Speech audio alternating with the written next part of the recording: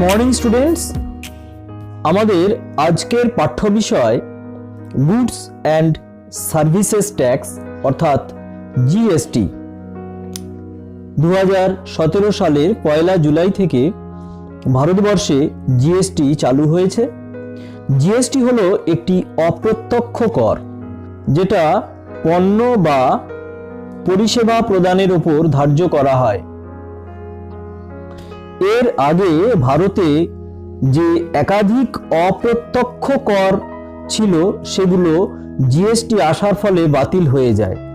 এই যে বাতিল হওয়া করগুলো, তাদের মধ্যে রয়েছে central excise duty, duties of excise, additional duties of excise, additional duties of custom, special additional duty of customs, cess, VAT, Central Sales Tax, Service Tax, Luxury Tax, Entertainment Tax, Entry Tax, Purchases Tax, Taxes on Advertisement, Taxes on Lotteries, এই সকল অপ্রত্যক্ষ কর এগুলো বাতিল হয়ে গেছে।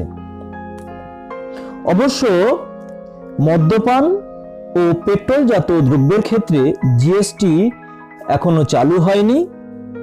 এই সব পণ্যের উপর প্রতিটি রাজ্য আলাদা করে কর ধার্য করতে পারে।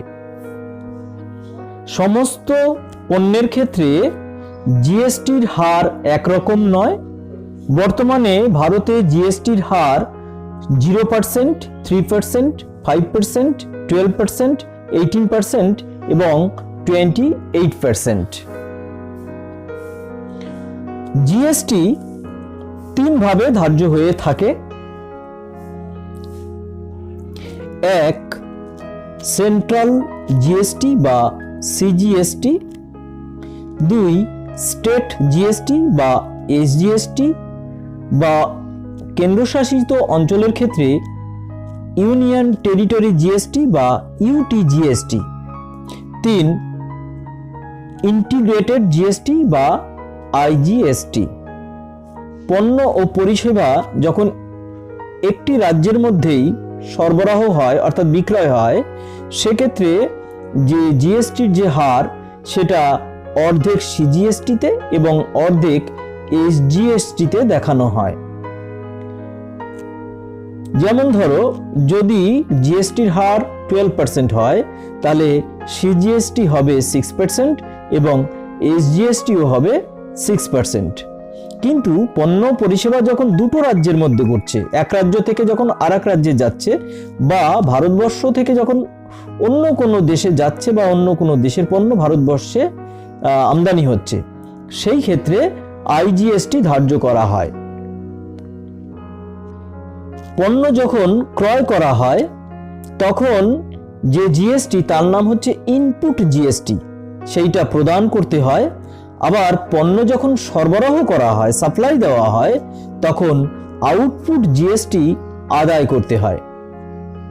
আর পণ্য যখন এক রাজ্য থেকে আর এক রাজ্যের মধ্যে সরবরাহ ঘটে, তখন ক্রয়ের সময় ইনপুট আইজিএসটি প্রদান করতে হয় এবং বিক্রয়ের সময় আউটপুট আইজিএসটি আদায় করতে হয়।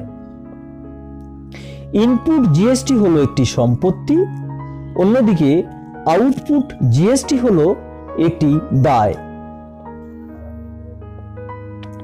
নির্দিষ্ট সময় শেষে, সাধারণত যখন আমরা বছর শেষে ফাইনাল অ্যাকাউন্ট প্রস্তুত করি, তখন ইনপুট জিএসটি এবং আউটপুট জিএসটি এদের মধ্যে সেট আপ করতে হয়। অর্থাৎ আউটপুট জিএসটি থেকে ইনপুট জিএসটি বাদ দিতে হয়। এই সেট আপ করার আবার নিয়ম আছে। যে ইনপুট সিজিএসটি সেট আপ করার নিয়ম হলো, প্রথমে আউটপুট সিজিএসটি থেকে ইনপুট সিজিএসটি বাদ দিতে হবে এবং তারপরে আউটপুট আইজিএসটি থেকে ইনপুট সিজিএসটি বাদ দিতে হবে। এসজিএসটির ক্ষেত্রে আউটপুট এসজিএসটি থেকে প্রথমে ইনপুট এসজিএসটি বাদ দিতে হবে, তারপরে আউটপুট আইজিএসটি থেকে ইনপুট এসজিএসটি বাদ দিতে হবে। এবং আইজিএসটির ক্ষেত্রে প্রথমে আউটপুট আইজিএসটি থেকে ইনপুট আইজিএসটি বাদ দিতে হবে, তারপর আউটপুট সিজিএসটি থেকে ইনপুট আইজিএসটি বাদ দিতে হবে এবং শেষে আউটপুট এসজিএসটি থেকে ইনপুট আইজিএসটি বাদ দিতে হবে। এবার আমরা দেখব যে জিএসটি ধার্য হলে জার্নাল এন্ট্রিতে তার কি প্রভাব পড়বে।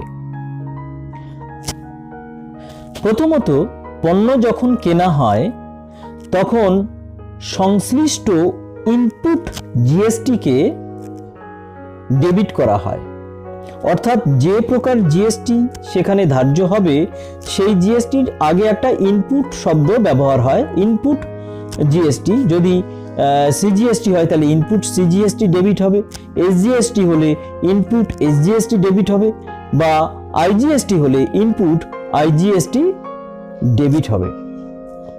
আর বিক্রয়ের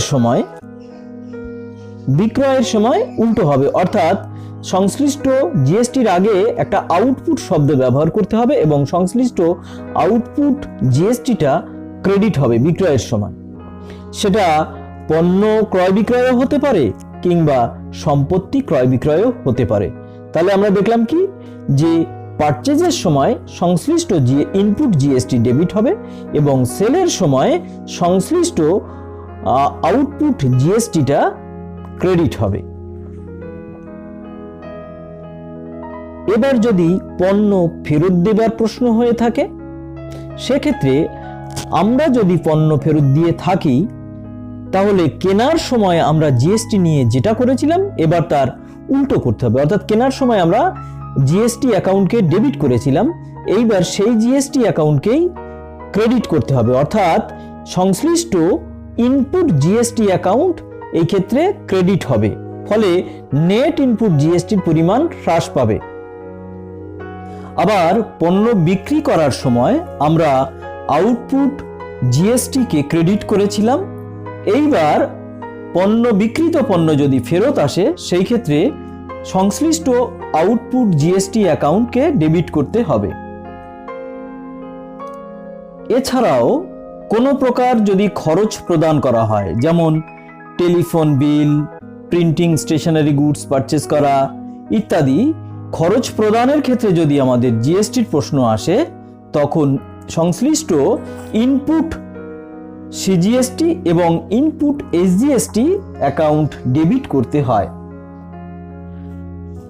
কৃত পণ্য যদি অন্য উদ্দেশ্যে ব্যবহৃত হয়, আমরা এর আগে সেই সংক্রান্ত জার্নাল এন্ট্রি করেছি, যেমন পণ্য ড্রয়িংস হতে পারে, ড্রয়িংস বাই প্রোপ্রাইটার হতে পারে, বা ডিস্ট্রিবিউটেড অ্যাজ ফ্রি স্যাম্পল হতে পারে, কিংবা পণ্য চুরি যেতে পারে।